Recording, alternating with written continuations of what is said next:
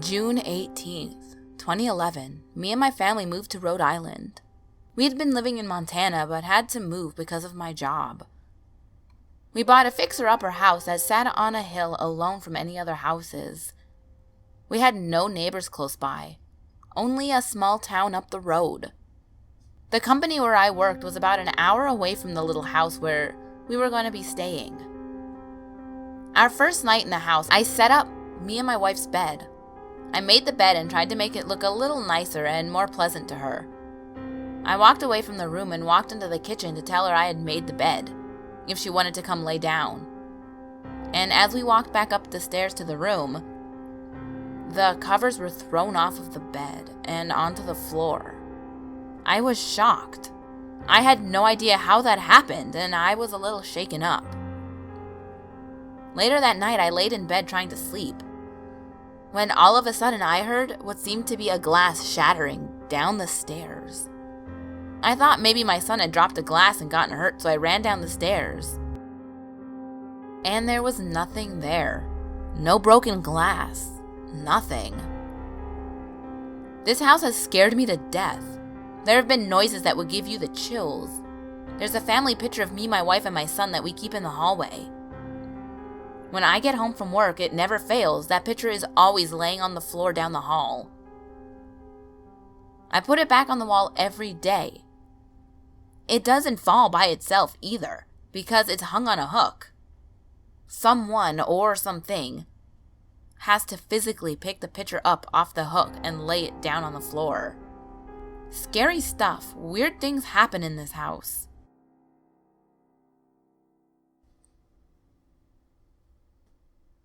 Unusual ghost-like encounters have been happening to me since my father passed away, November of 1996.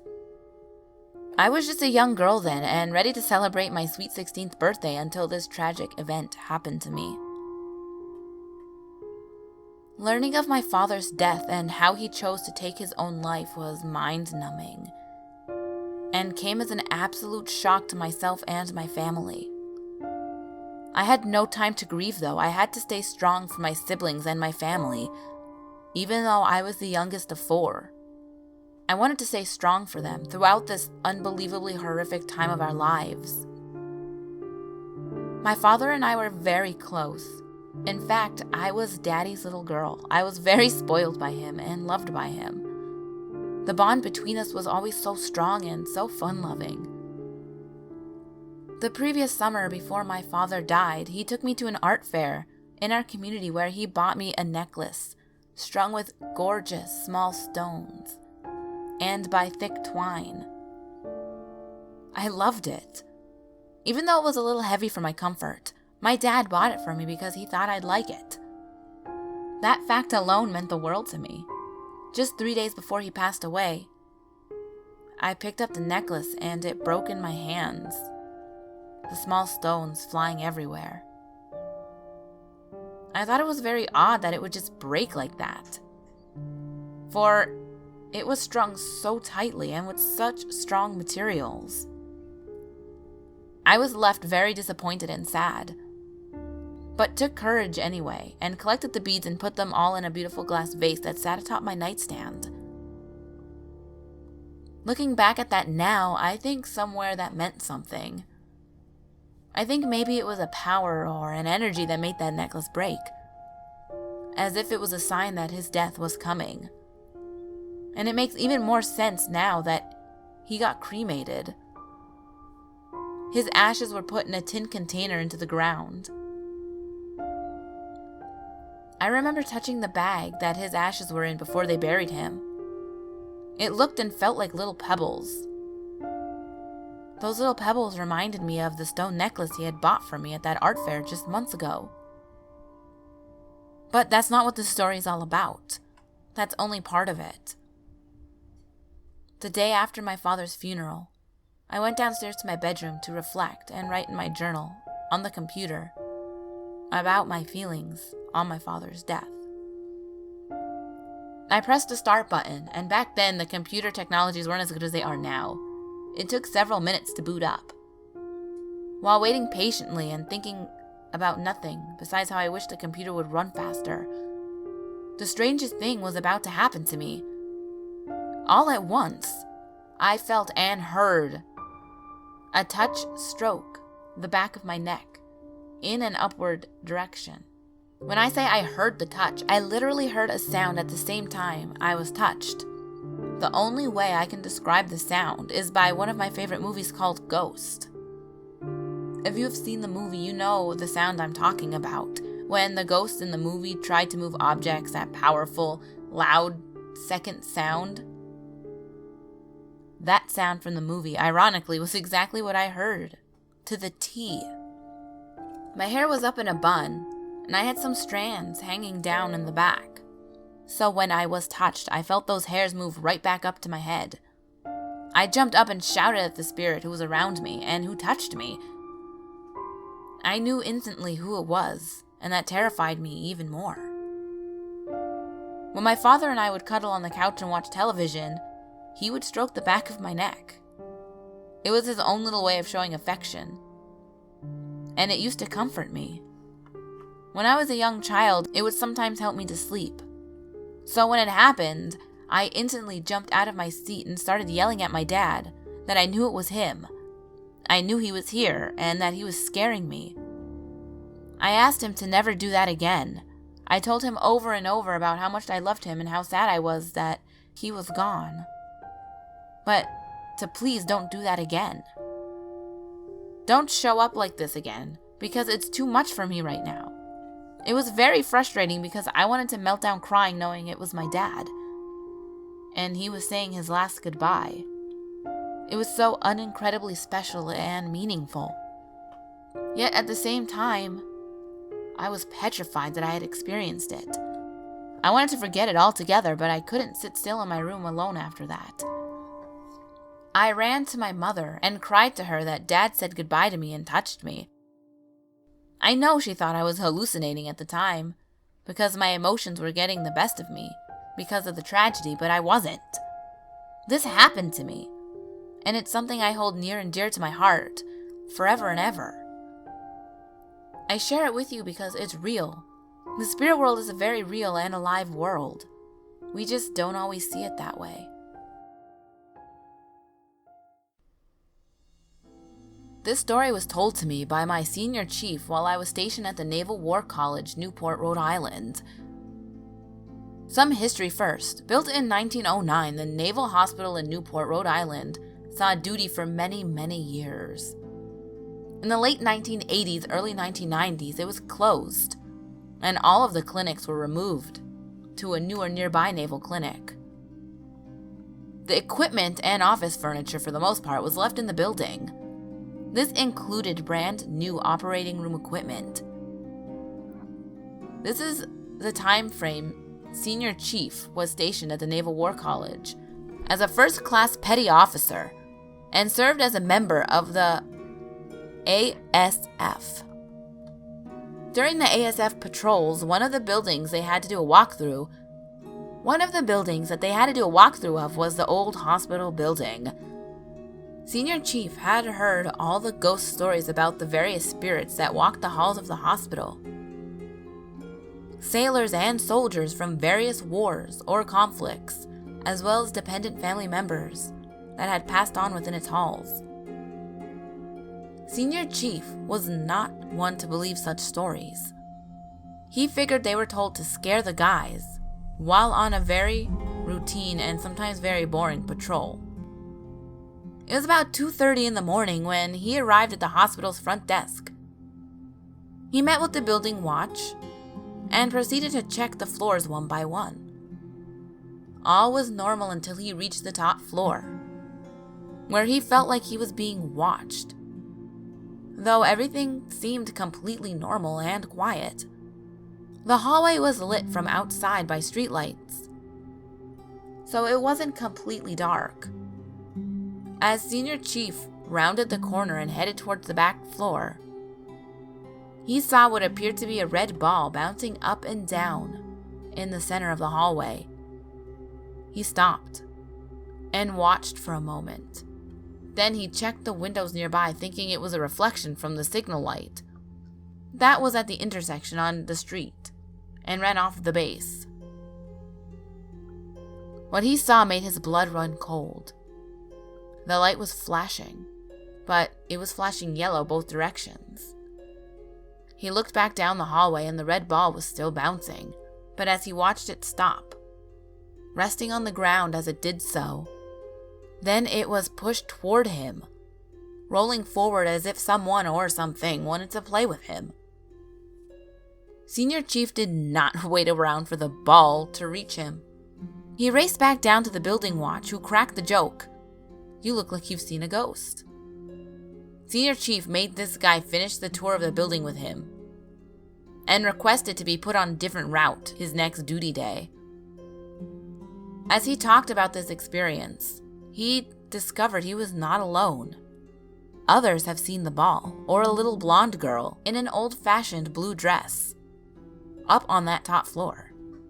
Another ASF member told him of the soldier and sailor faces he would see looking out of the windows. It helped Senior Chief to know he wasn't alone, but still refused to go back into that hospital alone while on patrol. Respectfully, Rook.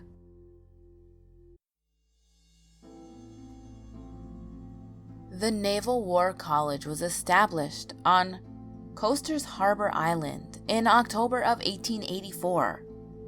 It was originally located in a recently vacated public asylum, but was expanded into 4 interconnected buildings. The original building now houses the international students attending courses at the college. And to hear watchstanders tell the story, one of the creepiest. This is my experience with a full-bodied apparition. June 2005. Late night, on a Saturday night, 3:15 a.m. I know because I logged this event in the watch log. I was on the quarterdeck as officer of the deck, while my petty officer of watch was out on patrol. He had just entered the loose hall. I was monitoring the entry cameras when I saw a man dressed in a full dress officer uniform, early 1900 style. He even wore the hat and had a long beard. As the shock of seeing him wore off, I realized that this individual had entered in from a door that is locked overnight and on weekends without setting off an alarm. And it was 3:15 a.m. and that he was wearing a winter uniform and we were already wearing our summer whites. I called the roving patrol. He was on the same floor as his door and he headed right for it. Before long, I saw him on the camera.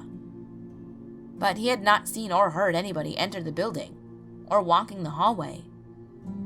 He just felt a cold breeze pass him in the hall, but hadn't seen or heard anything. I had him complete his patrol and rejoin me on the quarterdeck. I pulled up the camera footage of this man entering the building, and it was my POOW who noticed something I hadn't noticed before. The door this man had entered from never opened, at least not on camera. We watched this many times, and sure enough, this apparition walks right through that door and up the hallway, leaving the camera's view within about 4 to 5 steps. I wish I could have made a copy of this footage, but of course I couldn't. One of the hazards of being enlisted, the equipment is not yours, nor is anything you record on watch. Respectfully, Rook.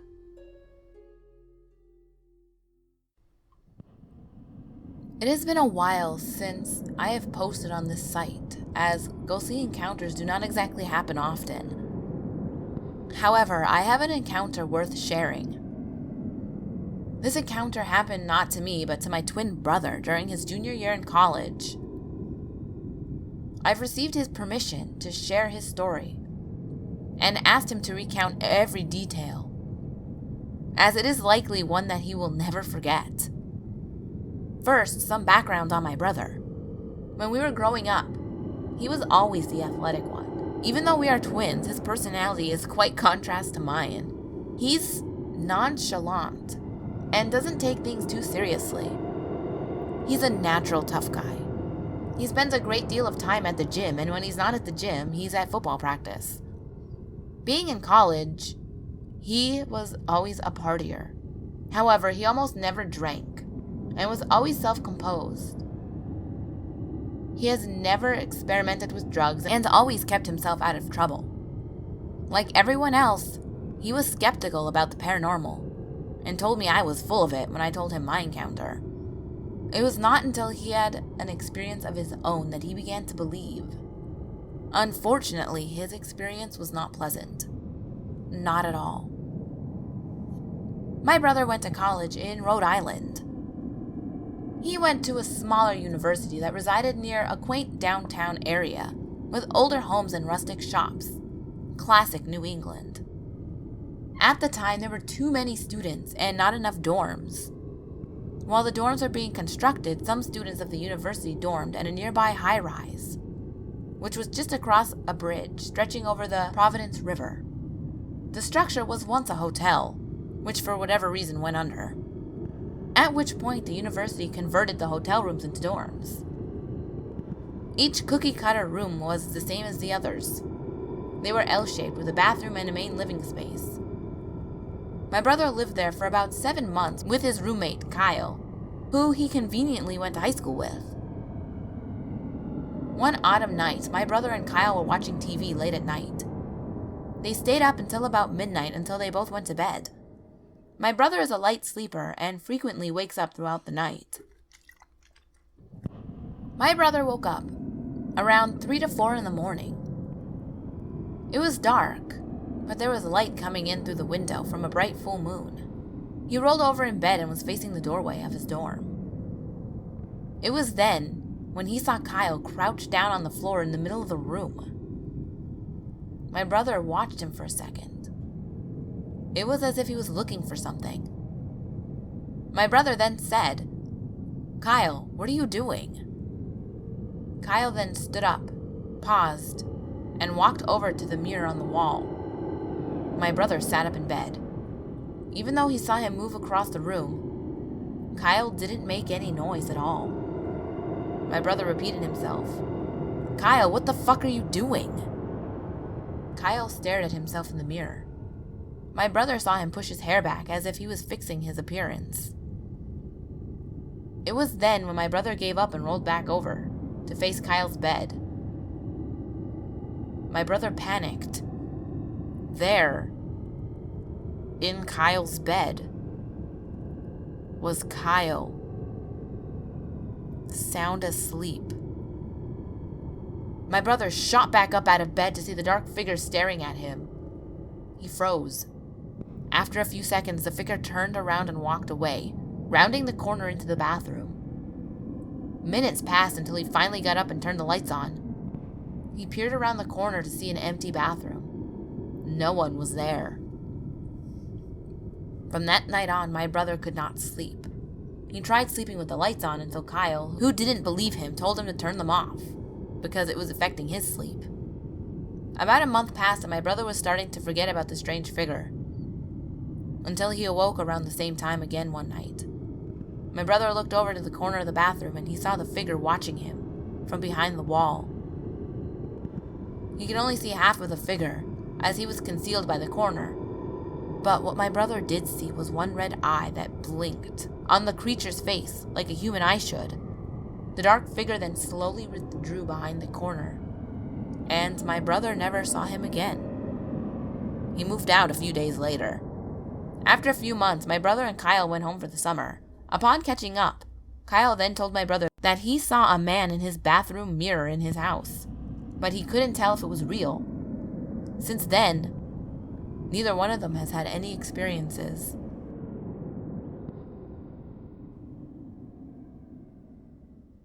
And that was Rhode Island ghouls. There was a decent amount for me to go through, actually, for Rhode Island. I was surprised, because Rhode Island's so small. But you guys got some big hauntings over there, my goodness. That one with the... what was it? The chief? The senior chief or whatever, who saw, like, the ball?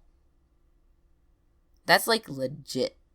And I'm curious to know if the ball was actually there, like there was an actual ball and the spirit was making the ball move, or if it was just like, it's gonna sound funny, like a spirit ball, like it's just like energy, you know what I mean? I'm curious. I don't know. I don't think it said. I'm pretty sure it didn't say.